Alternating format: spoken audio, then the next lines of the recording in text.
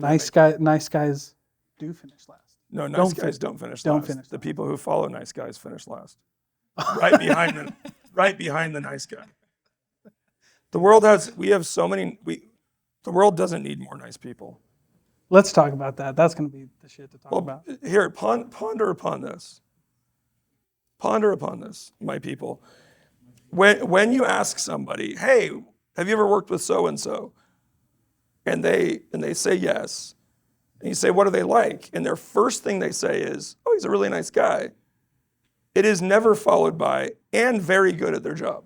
No, it's not. It's true. It's really true. I agree.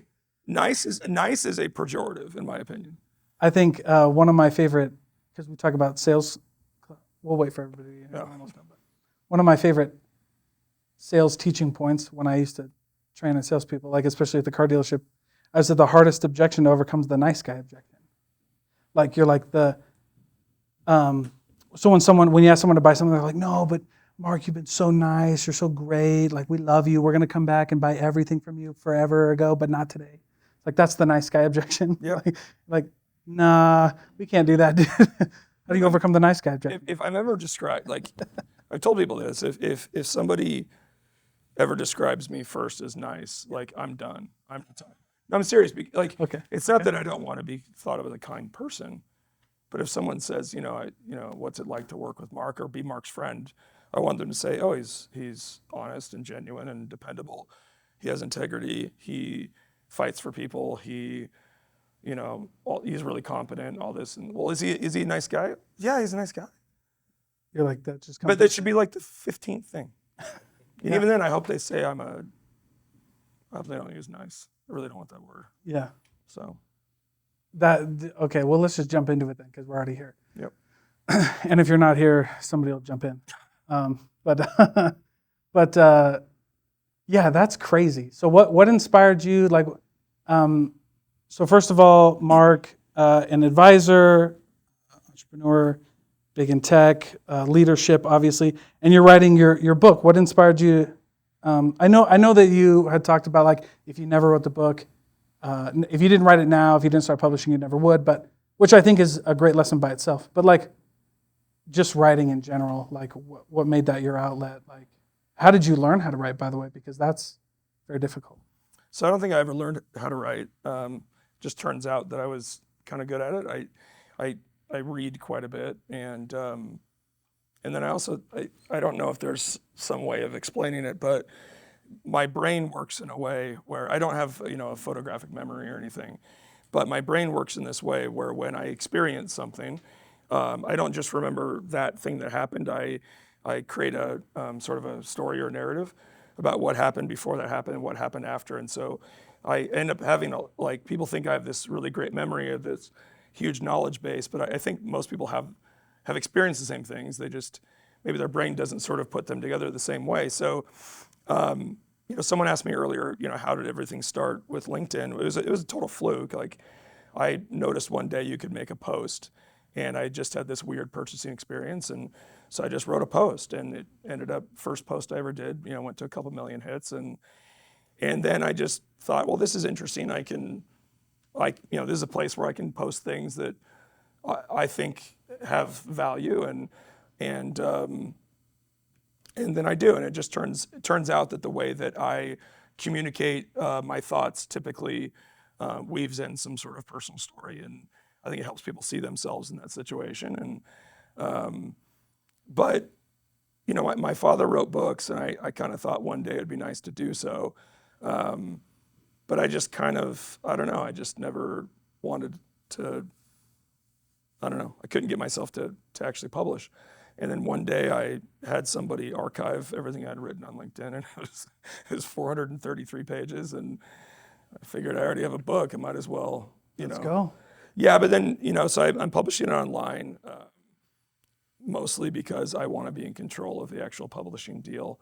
I don't really want to get a publishing deal and have somebody tell me that I have to change things completely, or, I'm going to publish it and then say to somebody, I have this many readers. Would you like to put it in print?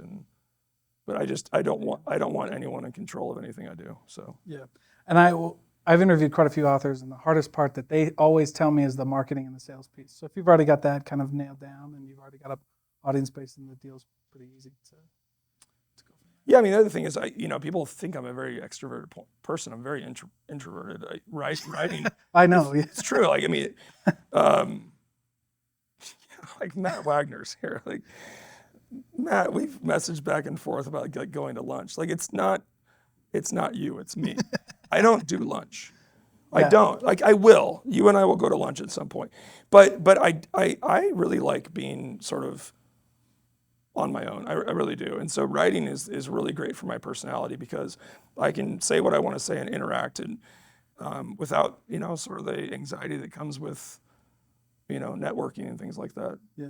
Yeah. It's weird because my career's required me to be good at some of those things, but I've never enjoyed that part of that. Yeah, but you're a sales leader. I think one of the biggest like counterintuitive things I've learned in my life, like the biggest dichotomies I've learned in my life, is that some of the best salespeople I've ever met in my life have been introverts. Like they do not like talking to people. So extroverts will typically help you break a record, but introverts will help you build a company. Whoa. Trademark, copyright. Yeah. Write it down in your book, Mark. 2023. Not to be used with the express written permission of Mark A. Smith. But that's interesting though. And obviously you have the pedigree to say something like that. How did you learn that? What did you figure out? Just through observation. Well, first of all, in sales, we can make it more likely that we're good at recruiting. There's certain things you could do, right, that make it most likely that you'll be better at recruiting, but it's still really hit and miss. And so the idea that you can go and just hire, top performers all the time, it's just not really the way it goes. And then what you end up doing is you end up hiring a lot of flashy people, extroverted people, because you think that makes it most likely that they're going to be top performers. And then you find along the way that it's sort of not the way it works. It's typically process-driven people. It can be extroverted who are addicted to process, but it's typically process. And as you observe over time how your organizations have become successful, it's always awesome to have the few people that are unconsciously competent and do these phenomenal things. But I don't know how to replicate that. Yeah, you said unconsciously competent. That's interesting. Well, I don't know how to replicate that, right? Yeah. So, and I frankly don't want to give them consciousness. Yeah. No, I don't. I don't. So I always tell people if there's actually I forget who wrote about this, but if you're ever on the golf course and you're playing for money and your competitor is just flushing shots, you don't talk smack on them. The way you get them to completely melt down is right after they hit a 200-yard 6-iron 3-yard draw, stick it to 2 feet. You say, "Well, that was amazing. Like, what was your process? How exactly did you do that?" They will melt down because it'll cause them to completely seize up and actually. And so I don't want to necessarily bring consciousness to my people that are like on autopilot. But what I would That's rather what you're saying, because they keep them there. just keep them there. Let them do their thing, Yeah, let them knock down barriers, and let them do their thing, right? But the other thing is if you just try to go get the world-class top producers, you're gonna have a lot of misses. You're gonna burn through a lot of people. You're gonna create a bad culture. What I'd rather do, like when I join a company, or if any salesperson goes and joins a company, what I tell them to do is don't go shadow the top producer. Go to your boss and say, give me somebody who's in like the top 15, 20%, but who started out with, middle of the road skills. But through process and really dedicated to a specific game plan, they became in the top 15, 20%. That's where you should learn, because I can hire middle of the road skill all day long, as long as they're disciplined and will stick to the process. Yeah. There are people in this room that, like my friend Matt McDonald here. Matt McDonald, no offense, Matt, but he's not the most extroverted guy. He's not the rah-rah guy, but the dude will stick to a process like I've never seen before. And so he's been successful in everything he's ever done, because he doesn't really need to rely on this, this phenomenal, flash in the pan thing that happens. He's going to be successful no matter what, because he analyzes the situation, he creates a process and he sticks to the process, and he's always successful. Yeah, and by the way, that's totally me too. I've never been the top guy, but I always learned that. I mean, but whenever I've hired top guys or like been around top guys, they always have like, in my experience, they're like 90% like some of the most brain damage. Like I'm just like always, there's always a fire. But my middle of the road guys, they're like, if there's a problem, they got it. Right? They're like, I know we know how to get out of this. But if it's a top guy, it's like somebody didn't do something, and it's always a fire, and I'm like, oh my gosh, man. Don't get me wrong, I love Yeah. those people. I've had those people in my career. Right. When I know of them, I do try to recruit them. But the way that I handle them is very different. I demand of them ethics, and I demand of them specific things that are table stakes. But my job is to just make sure that they have nothing in their way to do what they're extremely good at doing. And then I focus my time on those who can develop through rigid discipline to a playbook. Yeah. Okay, there's one thing I want to ask you about, because it's all over LinkedIn, and I make the joke quite a bit that like if you made a LinkedIn post and it only had 3 words in it, if it was like values, storytelling, and culture, it'd probably go viral because like people just love those buzzwords for some reason. But there is something real about storytelling, and you mentioned this earlier, like how you frame your experiences in your life with a story, whatever that looks like. But tell me some of the things that you maybe have observed in storytelling that you think makes a really good post or like a really good chapter. Because I interview authors a lot, and there's a balance between the technical side of things and then how that weaves into a story and how you capture people, right? And like maybe it's this contrarian viewpoint, like nice guys, like people, like nice guys finish first, whatever, right? And that captures people's attention. Like, what have you observed in writing all of that kind of makes you? I'm not sure I've observed much. I mean, I can give some thoughts. I'm not for everybody. And I'm totally fine with that. Yeah. I only write what I believe that I know. I believe I can defend. I write. Interesting. You never like go out on a ledge and like maybe tease this idea and play. I might do that. So my friend Taylor Rose is here. We used to live, fence to fence, and if I really needed to go and I had a really interesting thought, but I couldn't really defend it. I'd grab him and he and I would have these back porch talks where we'd work through those things.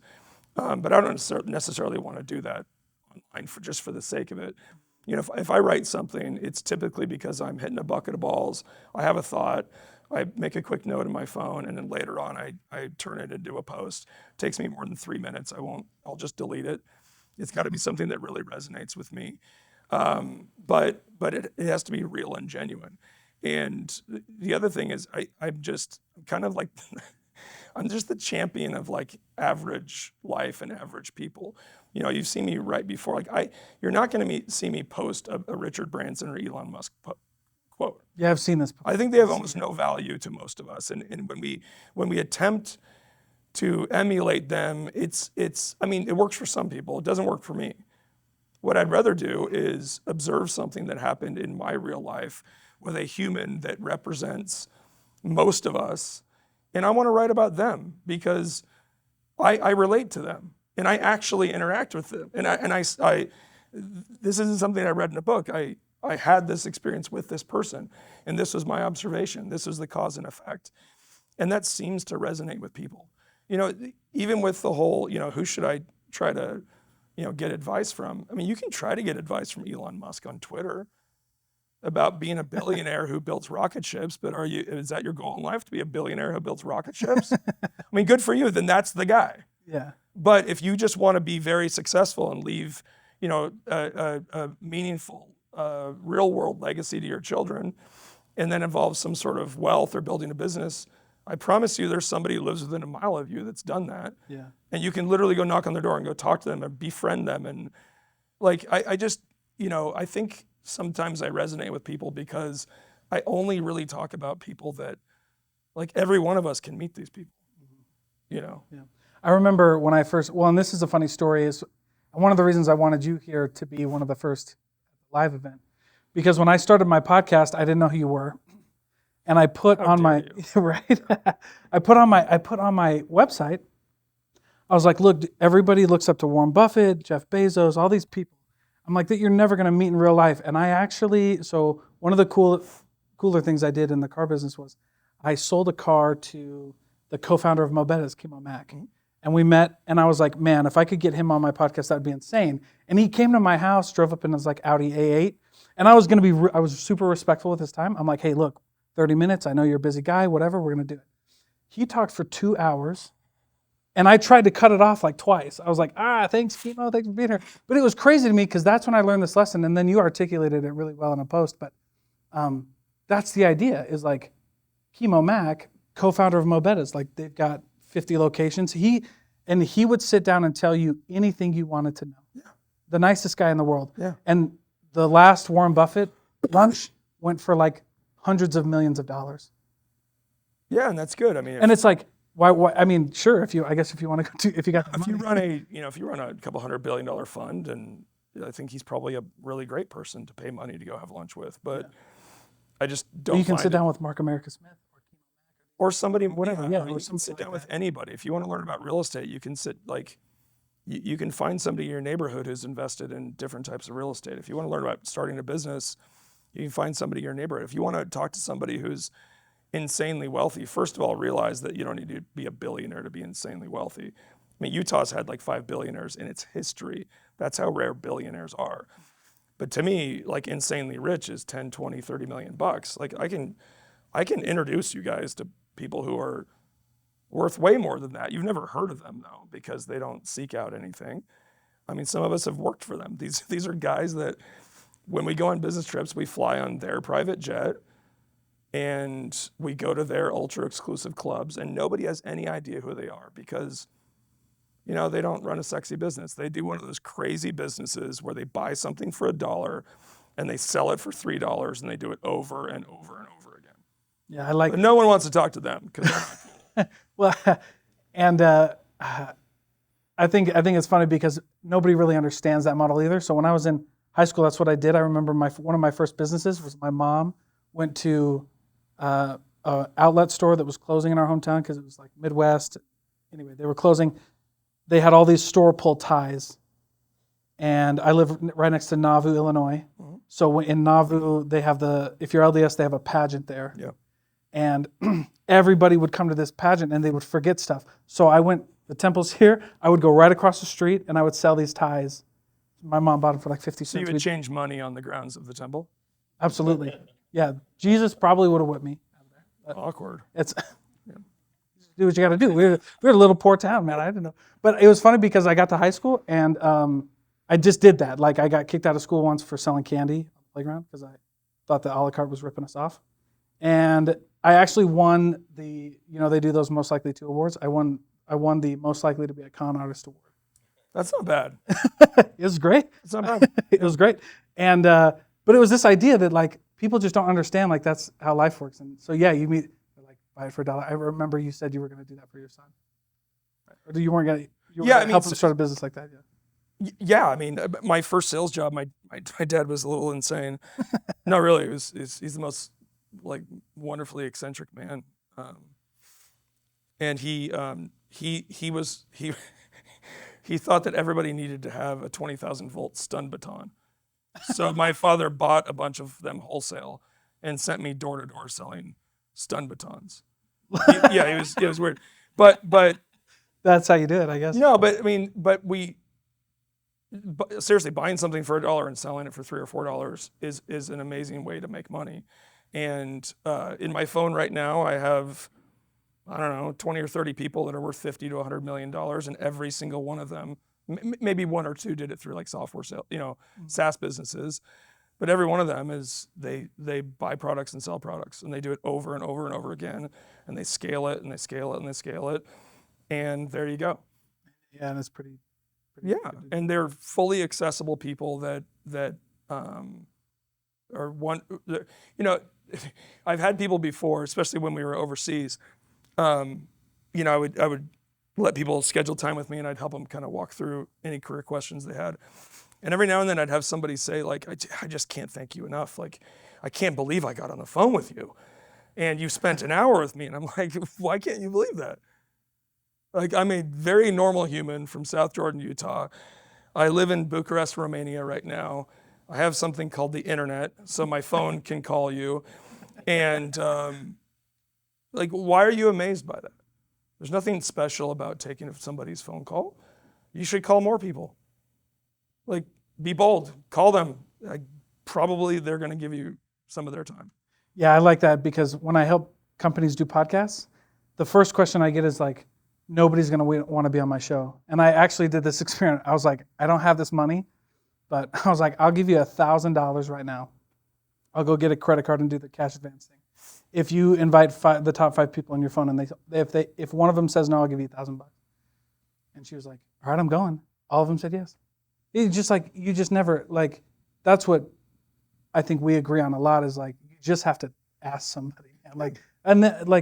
I've really never, unless it's a big A-lister, like I've gone after some whales from my podcast who've said no, but I'm like, all right, I expected that.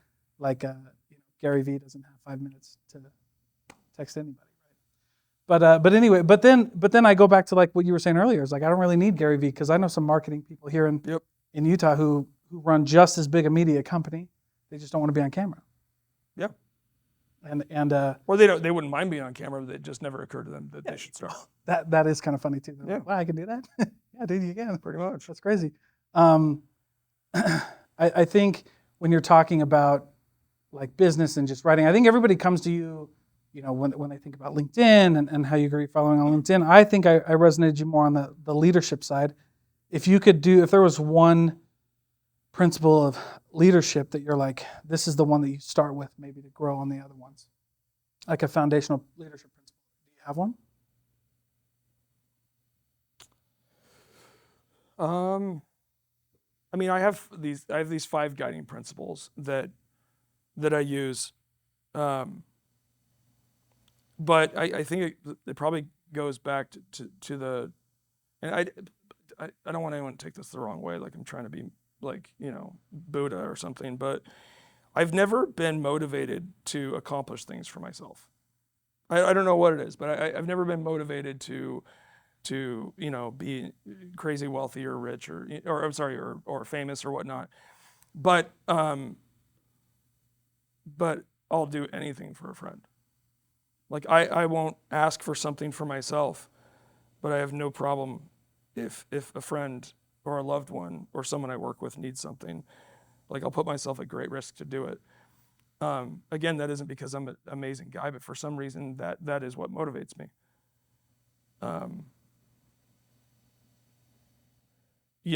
I when I think about legacy, for instance, there's only really 3 things that I care about in this world. One is I never want my wife and son to think they have to earn my love. 2 is take whatever bad things I inherited, from my parents, and which fortunately were not many, and just stop them before they get to my son. And 3 is just be known as somebody who gives more than they take. And so as a leader, if there's a guiding principle, is don't become a leader unless you really do care about other people more than you care about yourself. But it is a selfish thing. Like, it just so happens that when you care about other people more than yourself, it turns out really well for you. Mm-hmm. When you write a perfectly aligned comp plan that everyone understands and is fully aligned with, investors, owners, your salespeople, and the customer, it results in higher productivity, and you end up getting paid more money. When you develop your people, you end up making more money. When you get known as somebody who creates other leaders and has these long coattails, you make more. Like, everything gets better. There's simply no downside to being selfless. In fact, being selfless in a leadership capacity is it's intrinsically selfish. Mm-hmm. And so if you love helping other people enjoy their life more or make more money, whatever it may be that's important to them, then I think you're probably a candidate for leadership. And then you do have to put in the work, though. I mean, the born leader thing, I don't think that's, people always told me I was a born leader. My first leadership roles, I was an unmitigated disaster. I mean, disaster. They told me I was a leader because for whatever, I looked the part or I sounded the part, but I was a disaster. There are specific things as a leader you have to learn to do, and has to become your leadership process, or you're going to be a bad one. You know, it's not personality, it's character, it's process, it's deliberate things that make you a good leader. And so, but if you start out with genuinely wanting other people to be better off, and then you learn those skills, then you can be very successful as a leader. And I don't think there are many things that are more enjoyable in life than to be a leader. I mean, you know, being a father is just another form of leadership, you know. Being a husband, because you know, I have a responsibility to take care of my wife, and as a wife, she has a responsibility to take care of me. You know, these are core leadership principles. But it's never going to work out if you think about yourself more than you think about other people. So I just think it's been accidental. But then once I realized that I really enjoyed doing this, developing those skills and really leaning into making it like my thing, you know, it's ended up working out. Yeah, I love that. I especially love it because it always is a weird thing to like talk about when you say like if, and the way that I've articulated it is, if the foundation's there, like everything else comes. Like if we have the right process, like money will come. I remember like getting really confused when I was trying to think about when I was first a leader. I was like, look, I don't really care about the money piece of this, because if everybody wins, obviously I'm getting paid, right? Like, so I just need to make sure you guys win and have everything that you need, and then it all works out. And it always felt weird to me saying it like that, because like I'm not doing it for the money. I genuinely, like you mentioned, if you genuinely love helping people, everything else falls into place. And I've actually met the people that you're talking about, those 30, 40, 50, millionaires or whatever. They're some of the most, like you mentioned, some of the most giving people I've ever met in my life. They'll open up their contacts. And then I go to like, have you ever seen on TikTok? Maybe you haven't. No, I'm an adult. I'm not on TikTok. All right. Cut that out, please. No, there's a guy on Facebook and TikTok though. He goes like rich and then really rich, and he'll it's like a satire account, but he'll be like, the rich guy is like, no, I'm not opening up my contacts to you. No, go do it yourself, bootstrap. And then he's like, the really rich guy, yeah, here's my phone. Yeah, just give it back to me when you're done. Yeah, no problem. And do you need anybody to make an intro? Like, and you just kind of realize like, that's the what gets you over there, right? Is like just this genuine desire to like help, and then or not. You don't have to be rich. Right, exactly. I mean, like, you can just be a good person. I never think about getting personally rich. I think about my son getting insanely wealthy, and when we focus on that, it turns out that along the way you do pretty well financially yourself. But but wealth isn't the thing. If it is for you, then that's great. Seek wealth, and there's nothing wrong with that. But there are plenty of fulfilled, wonderful people that will always live paycheck to paycheck, and they're wise and they're generous and they're giving, and you can't just focus on the wealthy. People will ask me, I'll focus on wealth because young people always ask me about things that are around wealth, so I'll talk to them about things surrounding wealth. But I don't go to my wealthiest friends for advice. I go to my wisest friends. Some of them are wealthy and some of them aren't. Yeah, I think it's interesting that like we've kind of put that, the hustle culture kind of put that as a check mark. Like this is somebody, as like this is somebody you can go to advice. But I agree with you. I've definitely seen that. And part of that is a very cool story you guys have. I actually remember our mutual friend Tanner. Yep. Is he here? I don't know. He was supposed to be here. But our mutual friend Tanner, when you guys moved, I remember he called me and I was like, hey, because I asked him about you. We were talking about something else. I was like, how's Mark doing? He's like, oh, Mark just moved. I was like, what are you talking about? He was like, Tanner goes, he literally just sold everything and moved. And I was like, Good for him, dude. That's sick. But you guys actually were going over there for a specific purpose, and I'd love for you to share that story. Well, I mean, so my wife Deidre, who's there, she is. She's really cool, and she'll sort of do anything. And so, we had this wonderful life. There's really nothing we would really have to change. But we actually one day were like, well, maybe we should try something different. Go have this adventure. And our son was at the perfect age. And we just had a lot of things going for us that made it possible. So I just asked her one day. We've always talked about moving to Italy. Want to do it? And 90 days later, we were gone.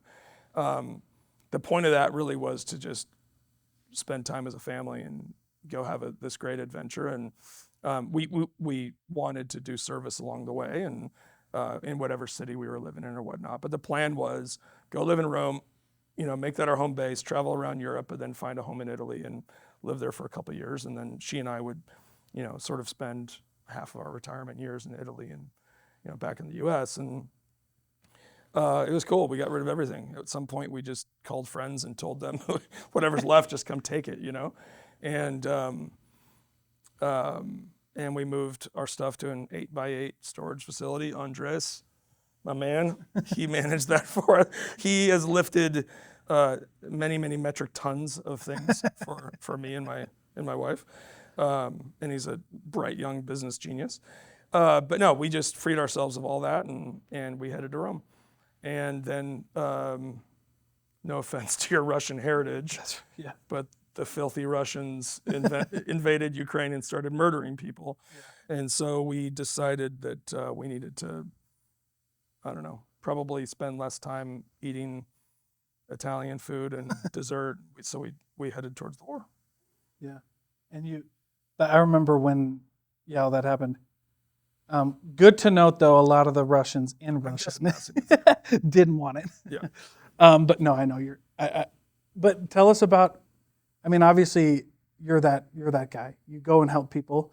What was the process like? Where did you start? Because you helped Ukrainian refugees find housing in what country? So the process is I married the right person. No, I'm serious. Yeah. So we'll have you on the podcast. So yeah, she really should be. So we were. I was walking my little dog. We went to the same ancient park every day, and the invasion had happened, and we started to see all these refugees. And we went to Rome. We had this unbelievable townhome, and we went there on purpose. And Rome's an amazing city, and we had everything going for it. Double health insurance. We everything was fine. And even though we don't speak Italian, you can get by. And yet it still felt slightly awkward to not be in your home country. So I'm walking my little dog and thinking, geez, if I'm slightly awkward in the world's most perfect situation, what would it be like if you were driven from your home because your apartment building exploded? So I got back to our home and I said, hey, what do you think about us carving out some money? Let's find a Ukrainian family, just relocate them, pay for them for a year or two. And she was like, yeah, of course.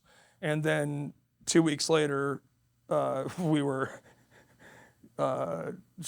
She was coordinating the evacuation of hundreds of refugees, and she'd bought out a bed and breakfast in Romania, and before we even got there, had filled it with women and children. And she found us our van that we put 20,000 kilometers on to transport. I mean, it was Deidre. I helped pay for it and helped raise money and was there to. I did some stuff, but Deidre is the one that she decided that one family wasn't enough. So she just kept going and going and going. And then one day, she's like, hey, we need to transfer some money. And I said, why? And she says, I need to feed 11,000 people in a small town in northeastern Ukraine. And I'm like, okay, how'd we do that? She's like, I met somebody the other day. And I mean, she's everything. She still does it. We're back here. You don't get to stay very long in Eastern Europe doing the stuff we did without getting a feeling that you should maybe get back to safety sometime. Yeah. But she still takes care of them on a daily basis. And but it's nothing like heroic or anything. We were there. We were already in Europe. We already wanted to have an adventure. We already wanted to serve people.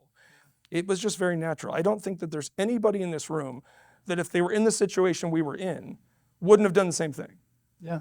And if you don't, it's not because you're not a good person. It's because it probably never clicked.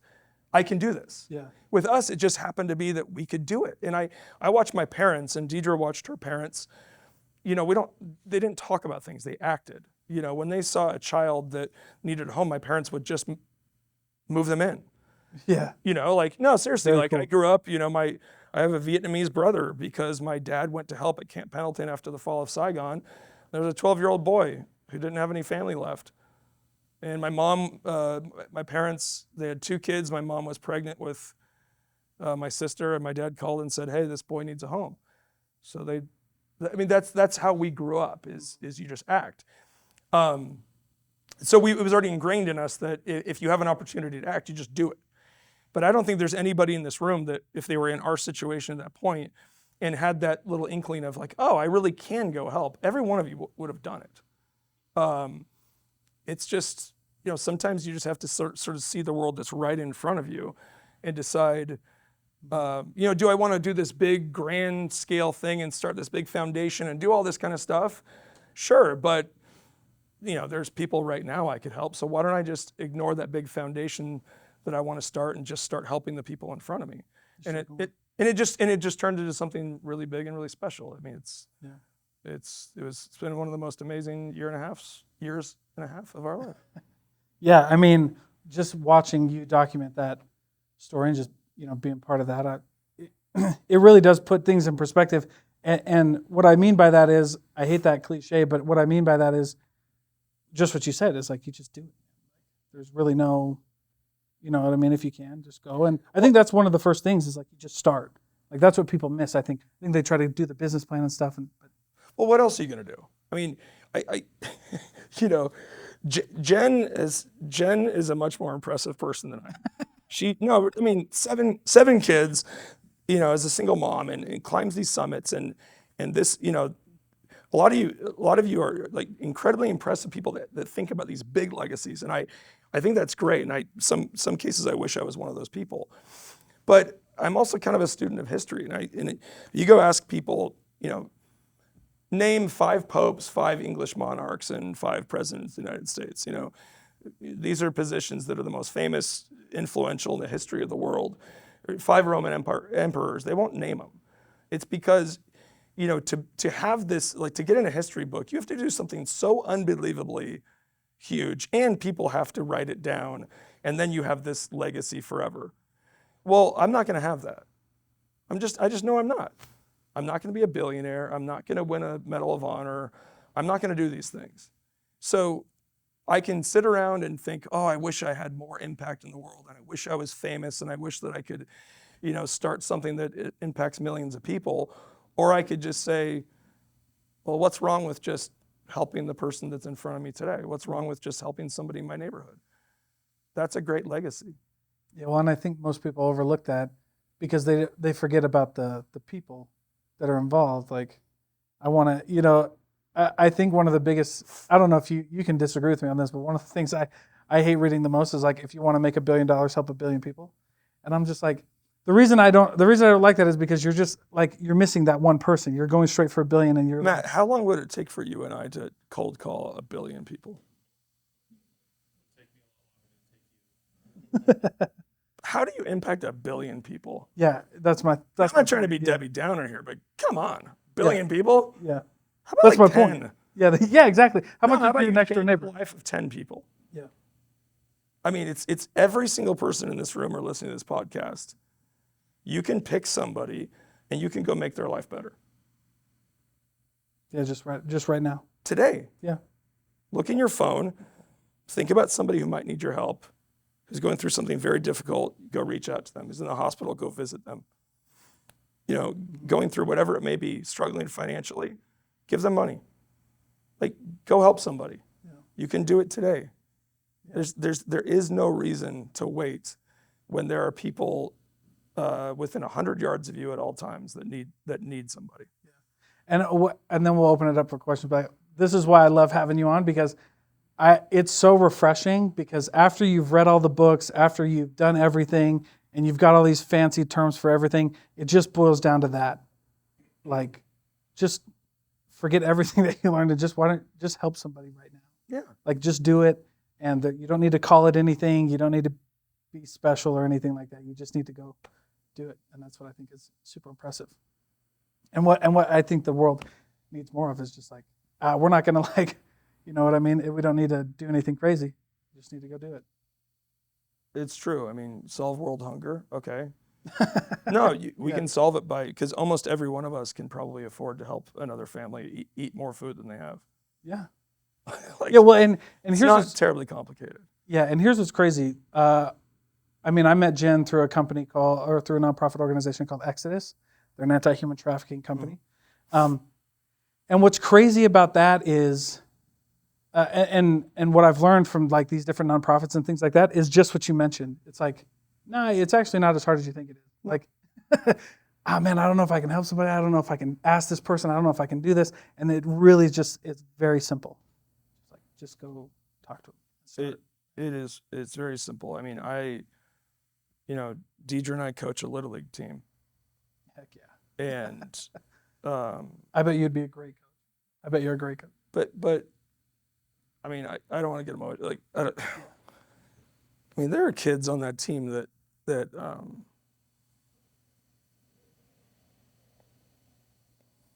I just love them so much, and it's not like they're abandoned. I mean, they have involved parents, wonderful parents, but there are kids that are lonely. There are kids that are, they have certain struggles and they have confidence issues. And I mean, just coach a Little League team and you can see what kind of impact you can have on someone's life by, helping them develop confidence in themselves during a difficult time in their life, or showing love to a kid at a time when a parent is struggling with their kid. And, you inadvertently help the parent, it's just, there's no excuse not to help people. It's right in front of you. Just keep your heart open, observe. If you believe in God, pray, and He will tell you. But act. Just get moving on something. And if you really want to have a great legacy, you'll start to build that muscle. You'll start to say, oh my gosh, I was able to help this one child. Maybe I can help another and another. And all of a sudden you realize that you've put yourself in a position to help lots of people. And you feel that slight bit of desperation because it's like, geez, I've helped a lot, and yet there's billions more that I could never help. But just start. And if you start, it has a way of turning itself into something very special. And if you do it for the right reasons, again, it's inherently selfish, because when you help others, you ought to feel good about yourself. And there's nothing wrong with that. Yeah, I love that. Well, thank you so much. Questions? Yeah, Mark, going back to what you were talking about with leadership, you kind of tied it all together. You mentioned that you might be a good candidate for a leader if you, I think you said something like, if you care more about other people's well-being than you do about your own, their benefit. And I was thinking as you said that, even if you're a greedy bloodsucker, still making the pie bigger for everyone means more people want to eat pie with you. Why is it such a hard sell? I don't know. I think that the human frailty comes in. I mean, geez, I don't want to go down some weird road, but like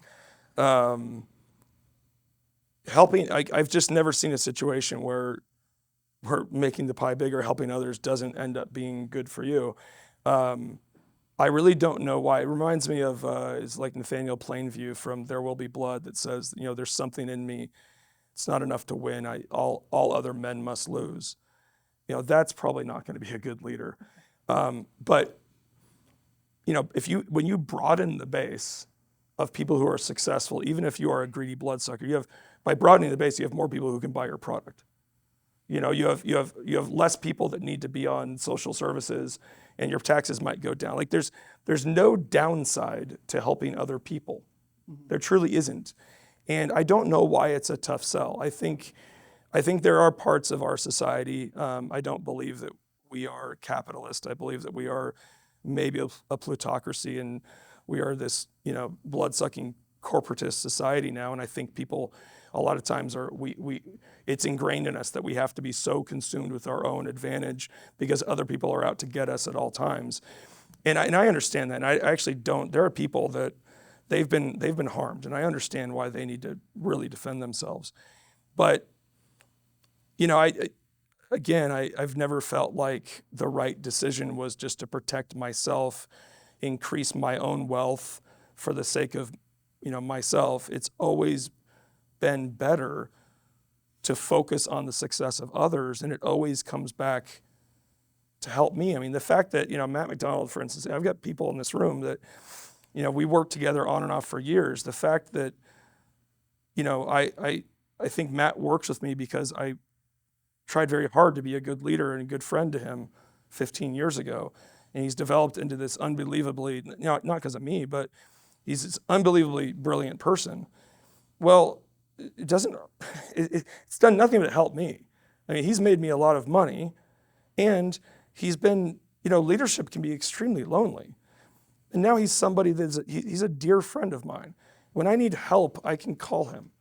When I need help, I can call anybody in this room, And it's because if you start out by trying to give of yourself to others, all you've done is just create something in the long run is going to benefit yourself. So I don't know what the sell is. I think things have become a bit calloused, but I wish it wasn't that way because it's not that difficult.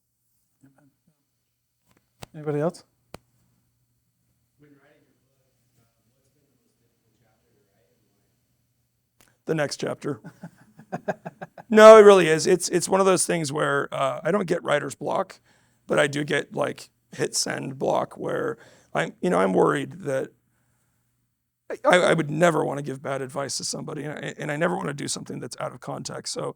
So before I hit send on anything, I try to really take it seriously whether it's something that's going to benefit somebody, and that can cause some paralysis a little bit.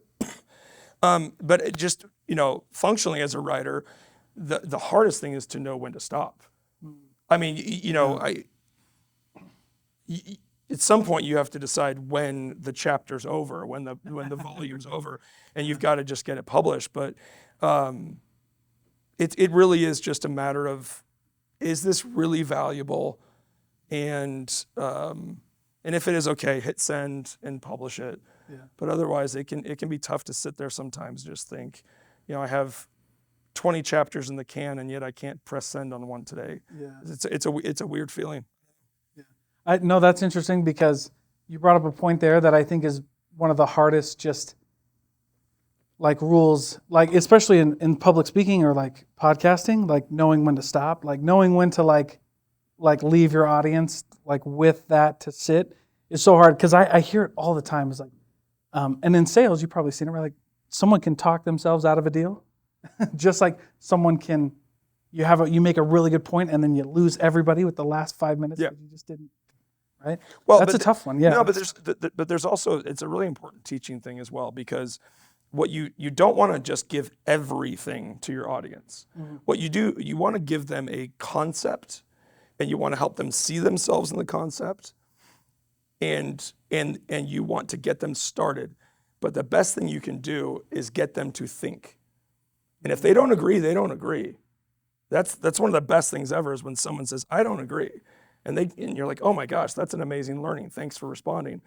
But get your audience to read or listen, and then spend the next half hour going for a walk and really thinking about what they feel about it. Mm-hmm. I think it's probably going to end up with having a higher value.